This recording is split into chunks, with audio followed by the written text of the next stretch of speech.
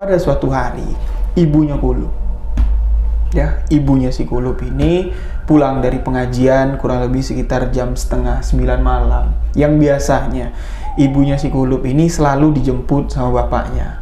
Bapaknya jemput jalan kaki, jemput pakai obor. Tapi malam itu bapaknya si Kulub ini tidak menjemput. Jadi ibu ini jalan lah dengan beberapa orang tetangganya, keluar dari masjid menuju ke tengah-tengah jalan desa. Jalan desa itu sepi, Bang. Cuman jalan tanah, kiri kanannya itu masih rumput-rumput liar, masih banyak. Jadi masuk ke tengah-tengah desa itu bukan semakin terang, semakin gelap. Masuk ke tengah desa semakin gelap, dan di perempatan jalan antara kalau lurus itu keluar desa, kalau kiri masuk ke kampung lain, ke kanan masuk ke kampungnya si Kulub ini, di perempatan desa ada suara manggil. Ma. Nah, ibu-ibu yang berjalan di perempatan jalan ini semuanya berhenti, Bang. Mereka saling bertatapan. Ada yang dengar nggak? Ada yang manggil Ma. Iyo, aku dengar. Anak siapa yang manggil?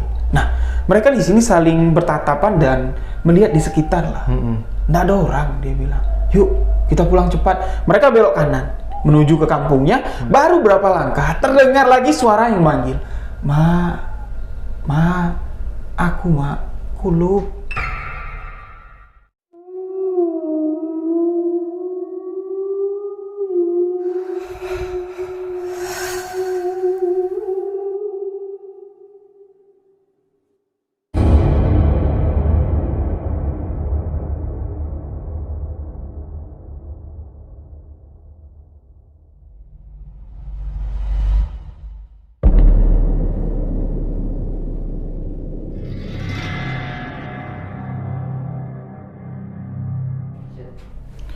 Assalamualaikum warahmatullahi wabarakatuh. Selamat datang kembali di channel YouTube Pink Misteri bersama saya Iqbal Ilham. Kali ini saya telah kedatangan narasumber dan dia merupakan salah satu inspirasi saya dalam membangun channel YouTube Pink Misteri. Sahabat kisah misteri pasti kenal siapa dia. Sekarang saya sudah berada di studio dari Rio Wijaya, yakni di channel YouTube Sebuah Kisah Misteri. Langsung saja saya perkenalkan. Selamat malam Bang Rio. Selamat malam Bang Iqbal. Iya, terima kasih sebelumnya Bang Rio karena saya sudah dihadirkan di studionya Bang Rio. Sama-sama, Bang Iqbal juga udah banyak nih cerita di channel Rio Wijaya. Iya, dan juga Bang Rio ini salah satu motivasi saya untuk membuat channel YouTube Pink Misteri ini. Sama-sama belajar. Sama-sama belajar untuk menyajikan konten, menceritakan kisah-kisah misteri. Iya, benar sekali. Dan juga Mas Rio mungkin mau cerita apa nih malam ini? Nah, gini Bang, kemarin kan di video abang di channel saya Abang sudah cerita. Iya. Jadi sekarang saya mau cerita kisah tentang pocong. Tapi sebelum saya cerita, saya mau nanya nih sama Bang Iqbal. Ya.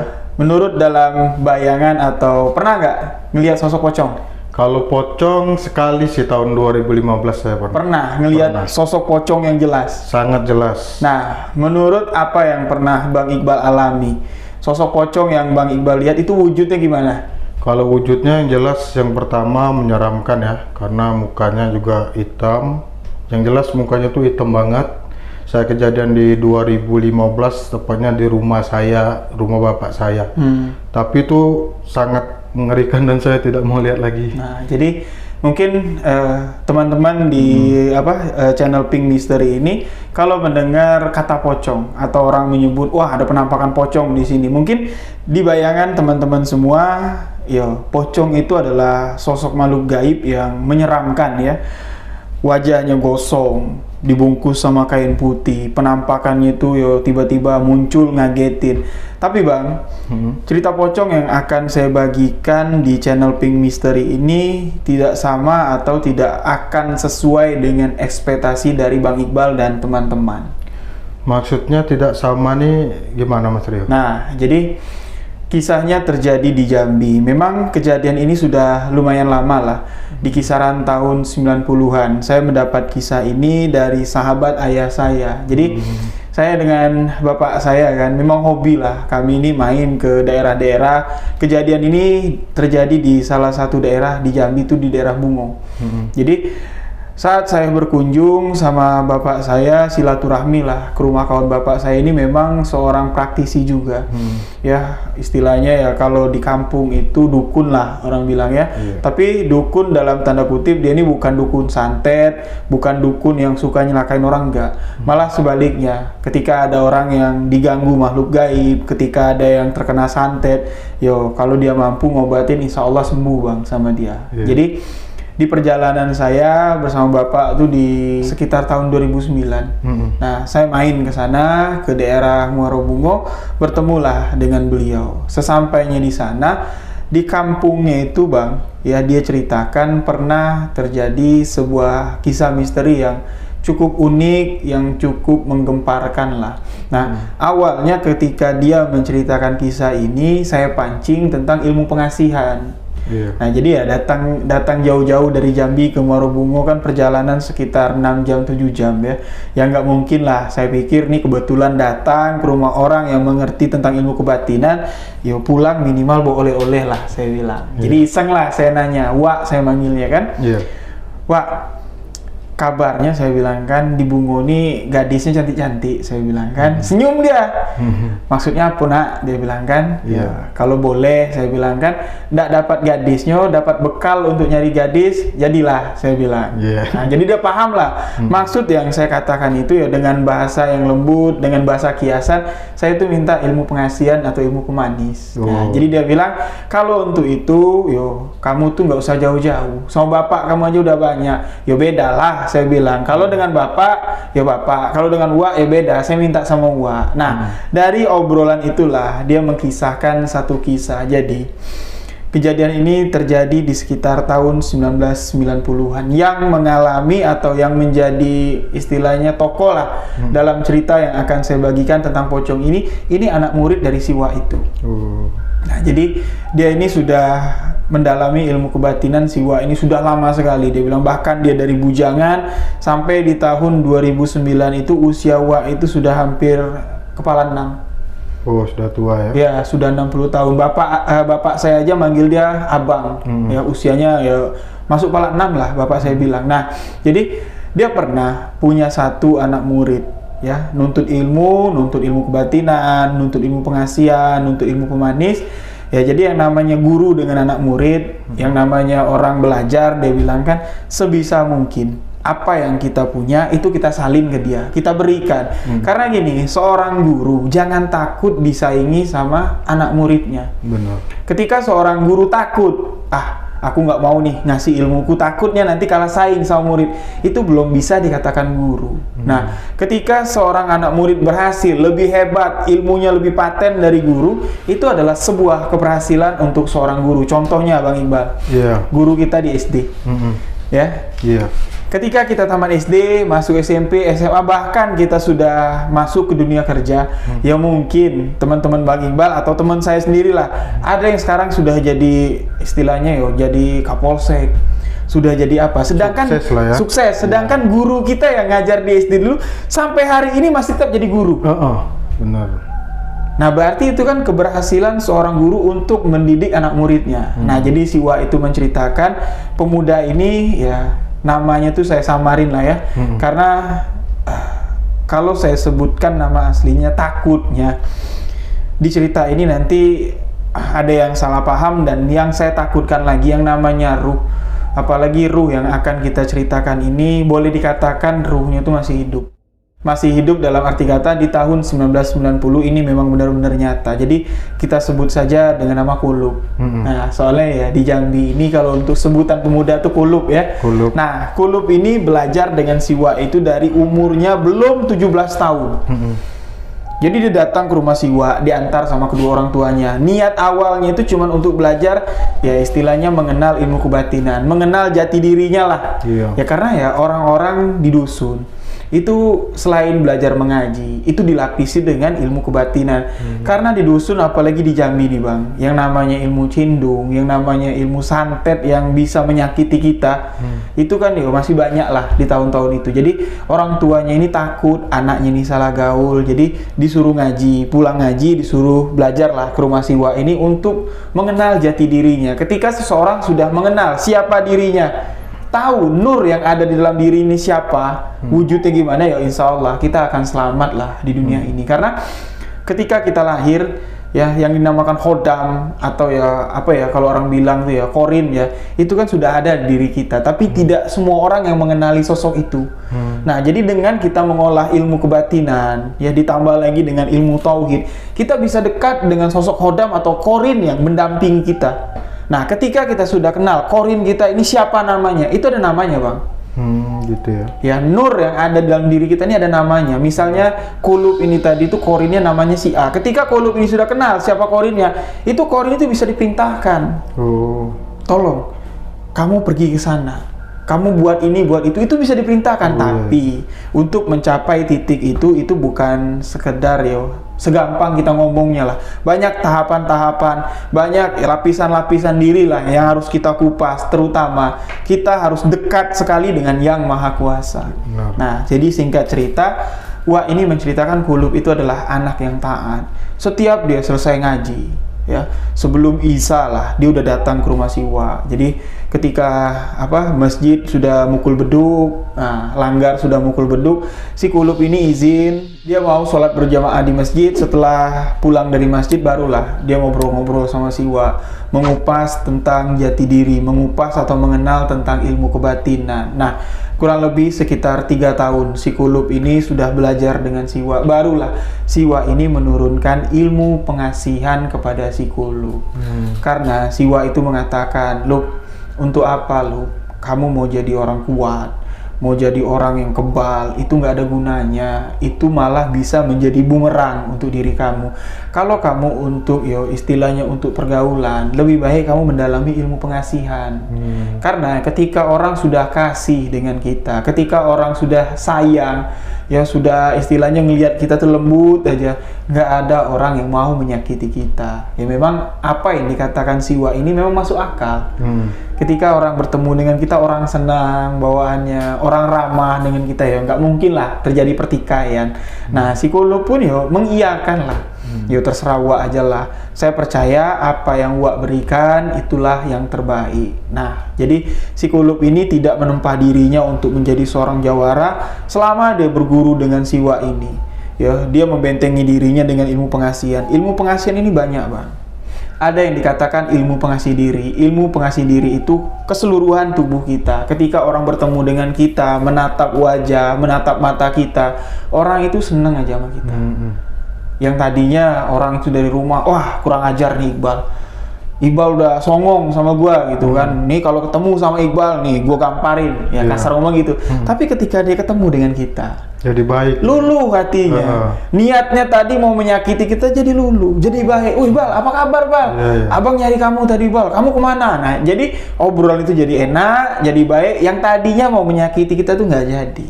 Nah, ilmu itulah yang dituntut sama si kulub. Dan lapisan kedua, ilmu pengasihan yang diberikan sama Wak ini tadi sejenis seperti ilmu pengasihan pelet. Ketika si kulub ini istilahnya naksir lah, hatinya tuh tertekuk dengan seorang wanita, namun wanita itu tidak merespon perasaan dari si kulub ini bisa lah membacakan bacaan jampe-jampe, dan wanita itu bisa takluk, bisa tunduk, bisa patuh, bisa cinta dengan si kulub. Nah, jadi karena si kulub ini taat Bang, ya pemuda yang taat, puasanya jalan terus, 5 waktunya jalan terus, dengan orang tuanya nurut sekali. Ya, rumah dari si Wak ini dengan rumah si kulub ini jaraknya nggak jauh, tetanggaan lah. Nah, jadi keseharian, kepribadian si kulub ini, si Wak ini hafal betul.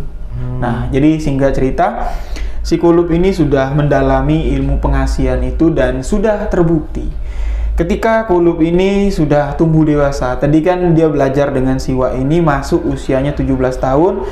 Jadi setelah 3 tahun berjalan, ya setelah 5 tahun berjalan berguru dengan Siwa ini, Kulub ini diberikan modal sama si mak bapaknya, berjualanlah di pasar. Nah, dari pasar inilah si Kulub ini mengembangkan dirinya dengan ilmu pengasihan yang diberikan sama Siwa. Usaha dagangan kelontongan, warung kecil-kecilan yang dibuka sama si Kulub ini berkembang pesat, cepat sekali. Bahkan orang-orang yang ada di sekitar, toko-toko besar yang ada di sekitar, ketika Kulub ini membuka warung, orang-orang itu nggak ada yang merasa tersaingi. Aneh kan? Biasanya kan ya, kalau ada toko kecil yang langsung berkembang, langsung ramai, itu banyak lah yang iseng. Ada yang ada yang main dukun lah untuk bikin toko ini sih, tapi enggak, si Kulub ini enggak.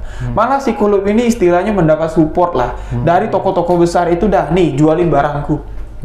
Nah, di daerah Bungo pada saat itu di tahun 1990, toko atau tempat usaha dari si Kulub ini berkembang pesat dan ramai sekali. Nah, jadi setelah usahanya jalan, usia Kulub ini juga sudah istilahnya sudah matang lah. Kulub ini mengatakan kepada Siwa, "Wak, aku punya niat buat nyari bini." Nah, Siwa ini ngomong, carilah, cari yang terbaik. Jangan kamu lihat rupanya yang elok, tapi kamu lihat juga kepribadiannya, kamu lihat hatinya, masuk nggak sama kamu. Nah, si Kulub ini mengatakan, "Aku suka dengan seorang wanita, Wak, tapi wanita yang disukai sama si Kulub ini kastanya itu berbeda." Dalam arti kata, wanita ini bukan orang Jambi, tapi di sini saya nggak sebutin sukunya apa bang ya, takutnya nanti kita dibilang apalah gitu ya. Yang jelas bukan orang Jambi, dia orang luar yang memiliki suku atau marga yang kastanya tinggi. Di sini walaupun si Kulub ini punya usaha yang berkembang pesat, omsetnya besar, ya jelas nggak masuk lah. Masa orang pasar bisa kawin dengan orang kasta tinggi. Nah, jadi dengan cerita dari si Kulub, wah ini pun turut sedih. Kamu cari yang lain lah lu. Kamu kan bisa mendapatkan wanita yang lebih dari itu. Tapi si Kulub ini sudah dinasehatin sama Siwa. Kulub ini nggak mau juga bang. Nggak mau juga Kulub ini mencari wanita lain, dia tetap kekeh mau dengan wanita itu. Singkat cerita di sini, sampai-sampai si Kulub ini 5 tahun lebih nungguin wanita itu biar disetujuin sama orang tuanya, tapi memang tidak, istilahnya nggak ada jodohnya lah. Nggak ada jodohnya dan nggak tahu kenapa si Kulub ini mungkin depresi atau patah hati.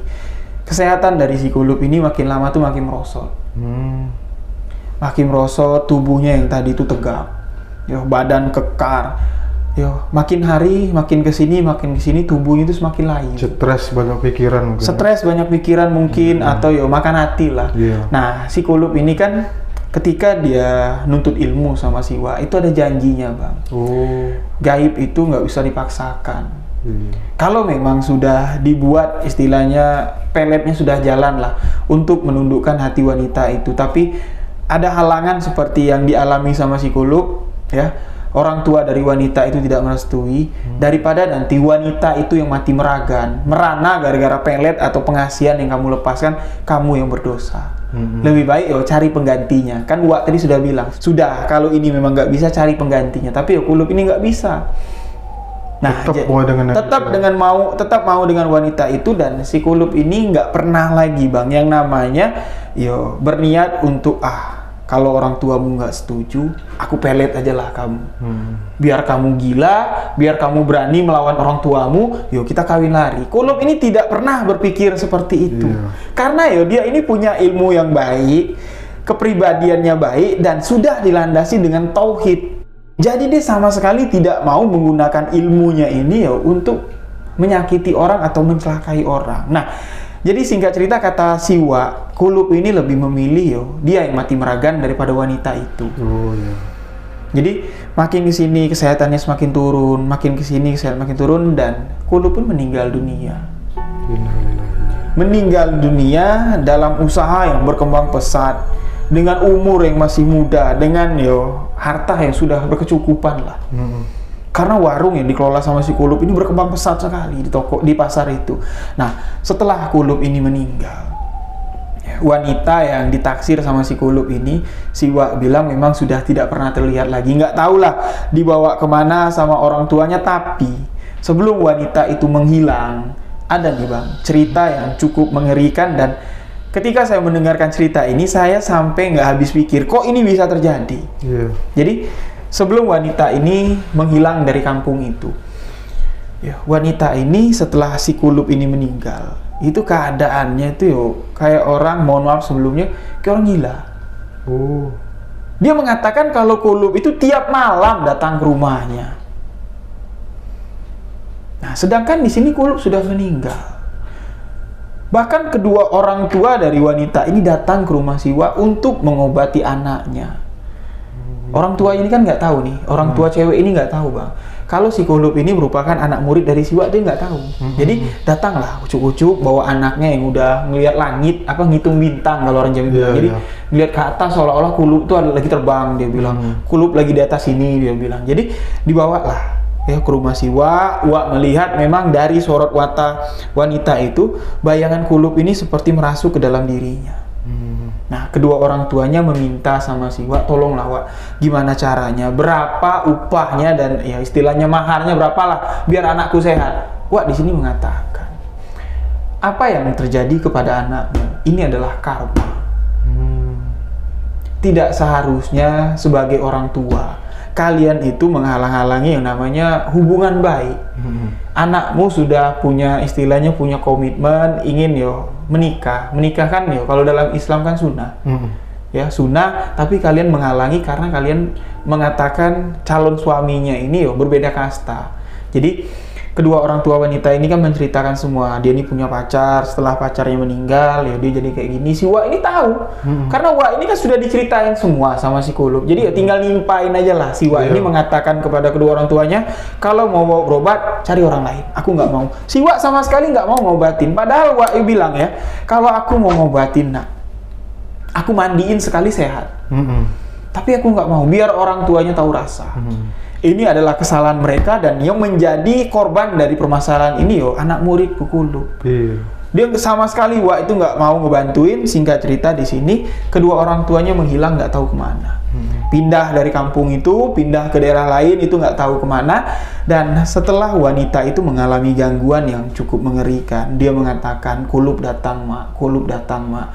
Tapi nggak tahu Kulub datang ini dengan wujud gimana, dengan penampakan seperti apa, ini nggak tahu. Dia cuma mengatakan kalau Bang Kulub datang nemuin aku. Nah, jadi setelah mereka pindah, teror di kampung tempat si Kulub ini tinggal di tempat si Wak ini tinggal pun mulai terjadi. Hampir setiap malam, warga-warga yang pulang sholat isya ini dikejutkan dengan sosok penampakan pocong. Awalnya bang, warga kampung ini ketakutan karena mereka baru keluar dari masjid yang namanya di dusun bang. Di tahun 1990 ini kan belum ada lampu jalan. Jadi warga-warga yang keluar malam, kalau dia nggak bawa lampu colok atau lampu obor, mereka bawa senter. Nah, di suatu malam, pemuda-pemuda yang baru pulang dari masjid dikejutkan dengan penampakan pocong. Awalnya, ketika mereka melihat penampakan pocong muncul di hadapan mereka, mereka ini kocar-kacir, ketakutan. Siapa yang nggak takut, bang? Jalan malam-malam, di kegelapan malam, tiba-tiba ada pocong muncul, mereka kocar-kacir. Dan dari kejadian pada malam itu yang dialami beberapa pemuda yang baru pulang dari masjid, ini pun tersebar luas sekampung.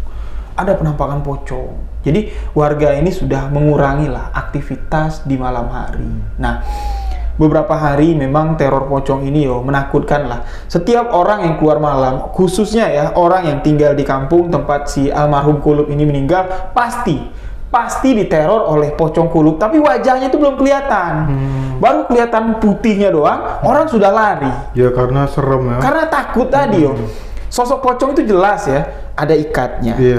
Badannya itu kayak lontong ditutupin kain putih, otomatis itu pocong, orang sudah berlari ketakutan. Nah, pada suatu hari ibunya Kulub, ibunya si Kulub ini pulang dari pengajian kurang lebih sekitar jam 8:30 malam. Yang biasanya ibunya si Kulub ini selalu dijemput sama bapaknya. Ya, bapaknya jemput jalan kaki ya, jemput pakai obor, tapi malam itu bapaknya si Kulub ini tidak menjemput. Jadi ya ibu ini jalan lah dengan beberapa orang tetangganya keluar dari masjid menuju ke tengah-tengah jalan desa. Jalan desa itu sepi, Bang. Cuman jalan tanah, kiri kanannya itu masih rumput-rumput liar, masih banyak. Jadi masuk ke tengah-tengah desa itu bukan semakin terang, semakin gelap. Ya, masuk ke tengah desa semakin gelap, dan di perempatan jalan antara kalau lurus itu keluar desa, kalau kiri masuk ke kampung lain, ke kanan masuk ke kampungnya si Kulub ini, di perempatan desa ada suara manggil, "Ma, ma." Nah, ibu-ibu yang berjalan di perempatan jalan ini semuanya berhenti, Bang. Mereka saling bertatapan. Ada yang dengar nggak? Ada yang manggil, "Ma." "Iyo, aku dengar." "Anak siapa yang manggil?" Nah, mereka di sini saling bertatapan dan melihat di sekitar lah. Nggak ada orang, dia bilang. "Yuk, kita pulang cepat." Mereka belok kanan menuju ke kampungnya. Baru berapa langkah terdengar lagi suara yang manggil, "Ma, ma, aku Ma, Kulub." Nah, otomatis di sini emaknya si Kulub ini berhenti, menoleh ke belakang. Ketika menoleh ke belakang, terlihat ada sesosok pocong, Bang. Tapi pocong yang mereka lihat ini, yang dilihat sama ibu-ibu ini, bukan seperti gambaran pocong yang menakutkan. Yang serem gitu. Yang serem itu enggak. Wajah dari si Kulub ini itu kuning. Bukan pucat, bukan hitam, kuning. Seolah-olah dari wajahnya itu memancarkan cahaya. Kuning, sekuning-kuningnya layaknya seperti emas. Nah, jadi di kegelapan malam dengan pocong yang terbungkus kain putih, dengan wajah yang bersinar kuning, emaknya di sini langsung kenal. "Astagfirullahaladzim, Nak. Nah, ngapo kamu balik, Nak? Ngapo kau keluar, Nak?" Maksud itu ya, ngapa kamu kembali ke dunia ini lagi? Ngapain kamu keluar dari kubur? "Mak, Kulub nih, Mak." "Iyo, Mak tahu, Nak. Iyo, Mak tahu kamu Kulub. Kamu tuh ngapo balik?" Nah, sosok pocong itu selalu menyebut "Ma, Ma." Tidak berkata apa-apa selain "Ma, ini Kulub, Ma. Ma, ini Kulub." Ya, yang namanya seorang ibu ya, yang punya batin dengan anaknya, dia sebenarnya nggak takut dengan perwujudan sosok pocong itu. Tapi yang namanya batin sudah getar ya, melihat keadaan anaknya seperti itu, ibunya Kulub pun pingsan. Nah, menurut saksi mata yang menemani ibunya si Kulub ini, ketika ibunya pingsan, sosok pocong dari Kulub ini menghilang. Nah, setelah kejadian ibunya Kulub ini melihat sosok pocong, dan beberapa tetangganya ya, ibu-ibu juga melihat sosok pocong yang menakuti warga selama ini adalah sosok almarhum Kulub.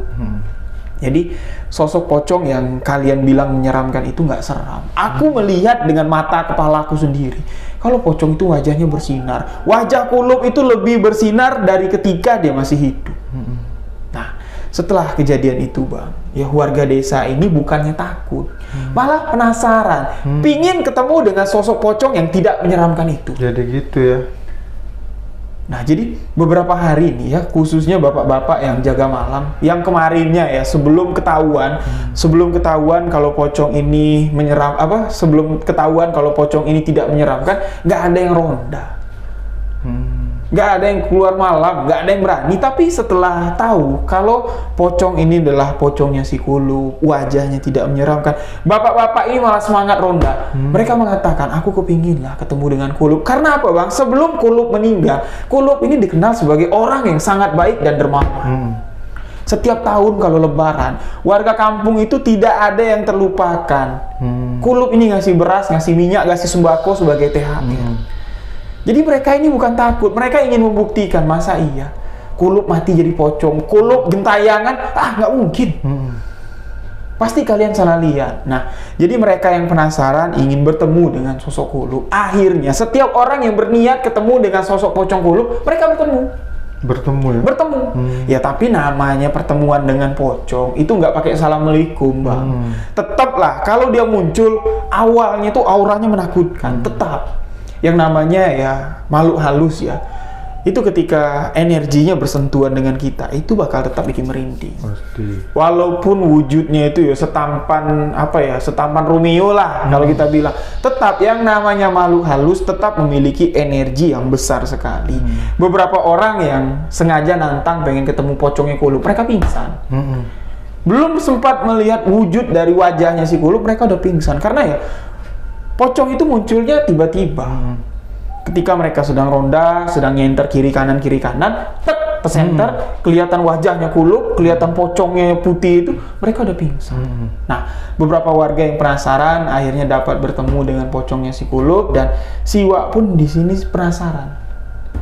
Apa iya sih Kulub ini mati jadi pocong? Ya, apa yang dikatakan warga itu memang benar. Pada suatu malam, Wak ini memang bermunajat kepada Allah. Selesai Wak ini sholat malam, ya dia berdoa, ya Allah ya Robbi, kalau memang sebelum Kulub ini meninggal dunia ada kesalahan, ya minta diampun maafkan, semoga ya arwahnya tenang. Dan kalau memang apa yang dikatakan warga, seperti apa yang dikatakan warga, kalau arwah atau pocong Kulub ini gentayangan, aku kepingin sekali bertemu. Nah, setelah Wak ini selesai sholat malam, setelah bermunajat kepada Allah, Wak ini terus melanjutkan zikir sambil nunggu waktu subuh ya. Wak ini lanjut zikir. Mungkin si Wak itu mengatakan kepada saya ya, mungkin kalau Rio ya mengalami peristiwa ini, ya mungkin samalah dengan apa yang terjadi yang Wak hadapi gitu. Jadi ketika Wak ini berzikir, subhanallah, subhanallah, subhanallah, dari belakang si Wak ini terdengar suara yang ngikutin zikirnya. Subhanallah, subhanallah. Tapi suara itu pelan, Bang. Nah, Wak ini terus mengencangkan ya. Speed dari zikir itu dicepatin. Subhanallah, subhanallah, subhanallah, subhanallah. Suara di belakang ini juga ngikutin perlahan demi perlahan cepat. Subhanallah, subhanallah, subhanallah, subhanallah. Ngikutin. Jadi suara si Wak ini seperti bergema. Subhanallah, subhanallah, subhanallah, subhanallah. Jadi ya rasa yang dirasakan si Wak itu energinya memang sudah berbeda. Perlahan sambil dia tetap berzikir, dia menoleh ke belakang. Terlihat yang di belakang itu pocong. Pocong dari almarhum Kulub. Awalnya si Wak ini nggak percaya.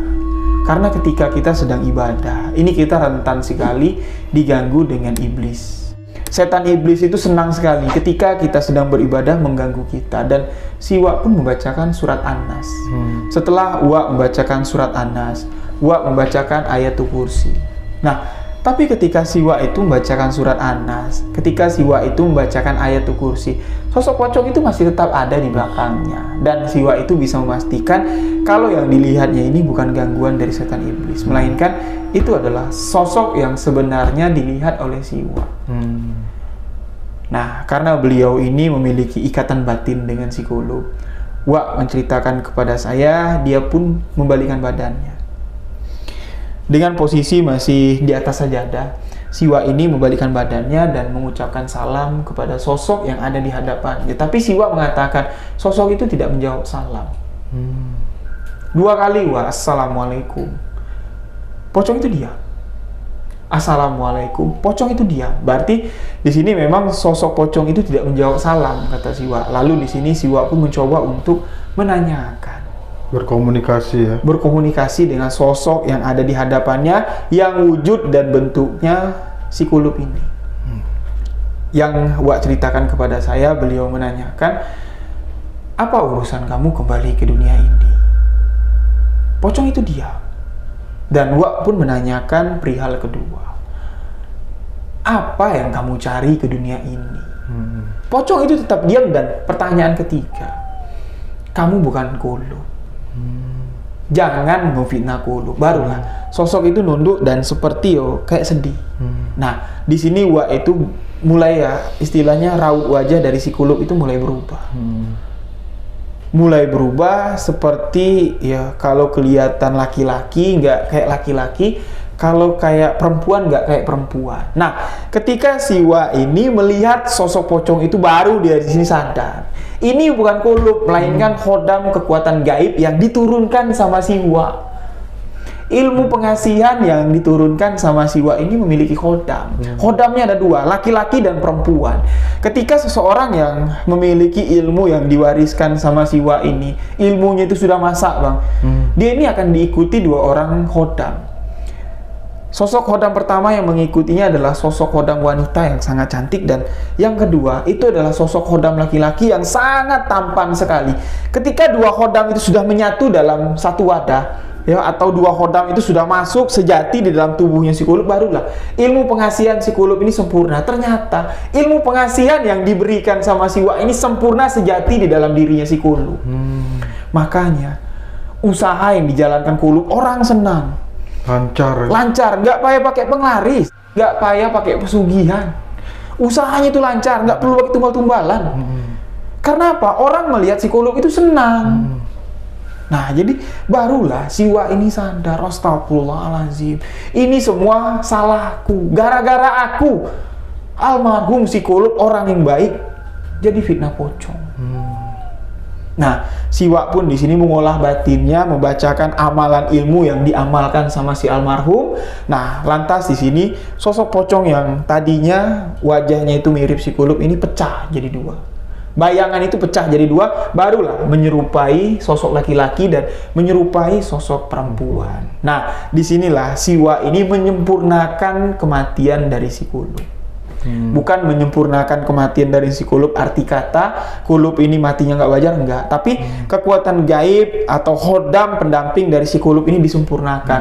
Ketika istilahnya apa ya, canang ya, atau tubuh orang yang kalian naungi itu sudah meninggal, kalian tidak ada urusan lagi untuk memfitnah, apalagi untuk membangkitkan sosok itu. Nah, barulah sosok khodam dari si Qulub ini dilepas. Dilepas dari istilahnya ikatan batin yang sudah Qulub amalkan selama ini, barulah sosok pocong itu menghilang. Sosok pocong itu tidak lagi meneror warga. Nah, jadi Wa mengatakan, mau nak kamu mendapatkan amalan ilmu seperti itu?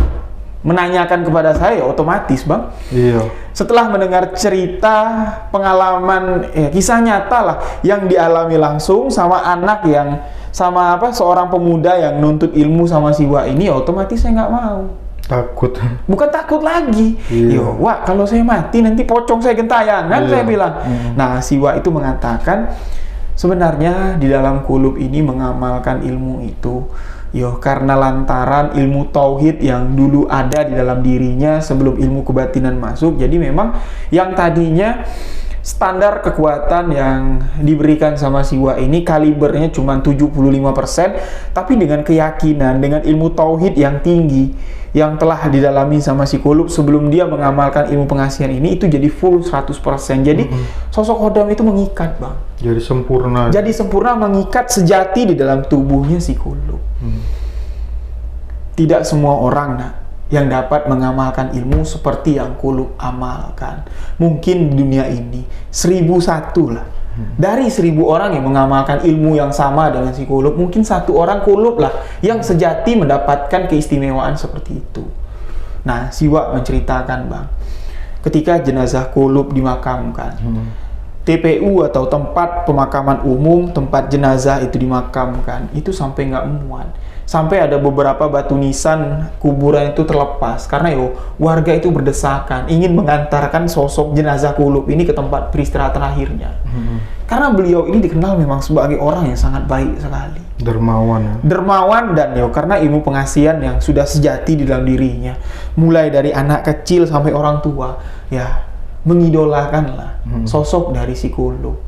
Sampai-sampai banyak gadis yang menyesal ketika Qulub ini meninggal. Banyak orang tua dari perempuan yang ada di desa itu menyesal. Loh, pemuda baik kayak kamu cepat sekali meninggal. Padahal idaman kami atau angan-angan kami pengen sekali lah menikahkan anak kami dengan kamu.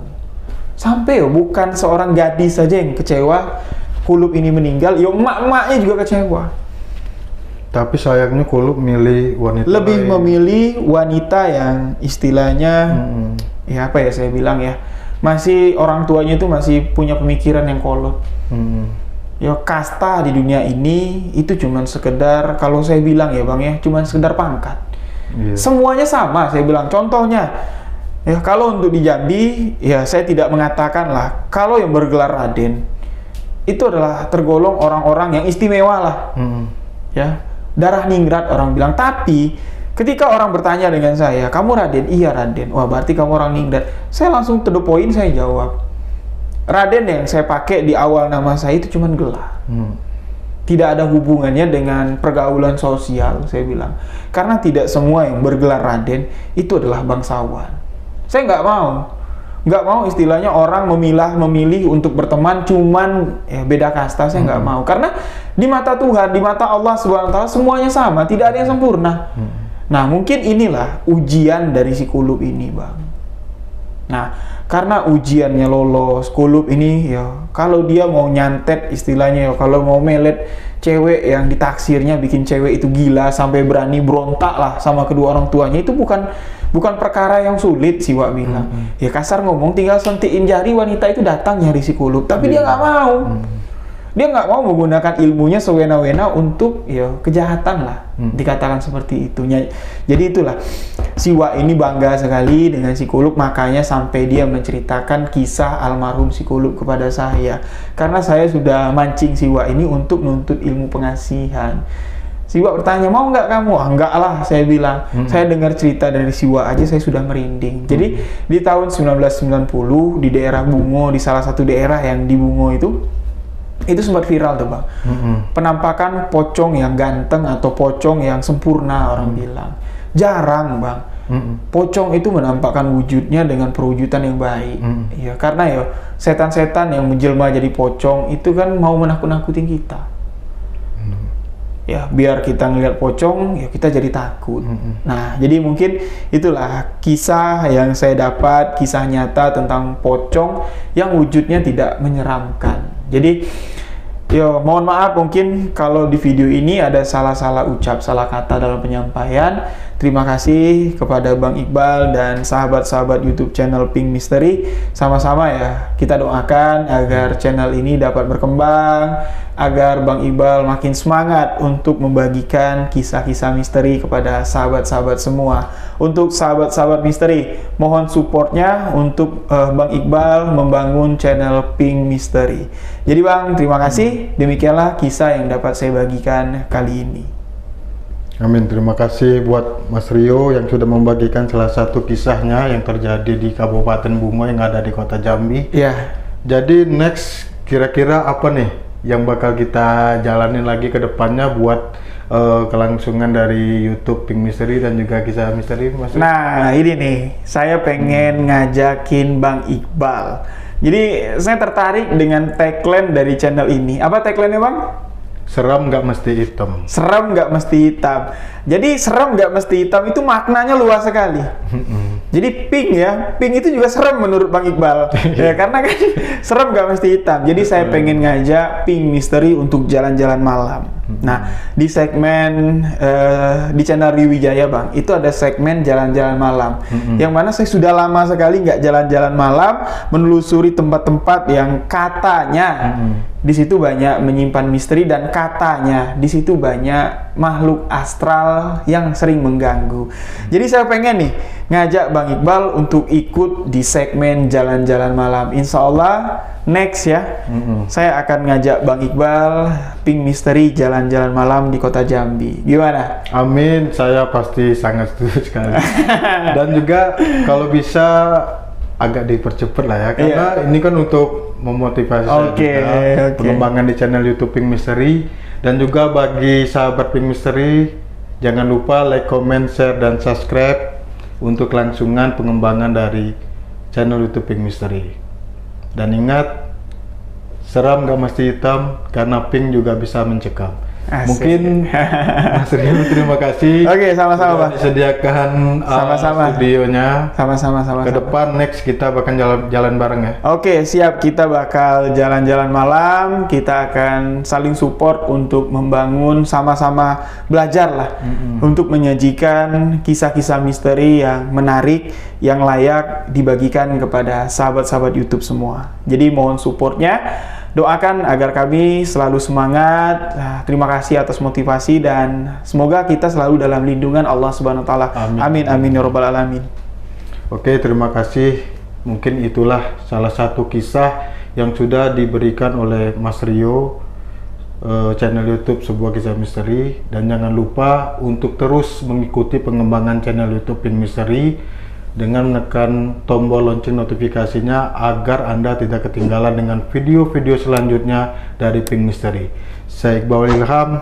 Assalamualaikum warahmatullahi wabarakatuh. Waalaikumsalam Terima kasih Mas Rio. Sama-sama.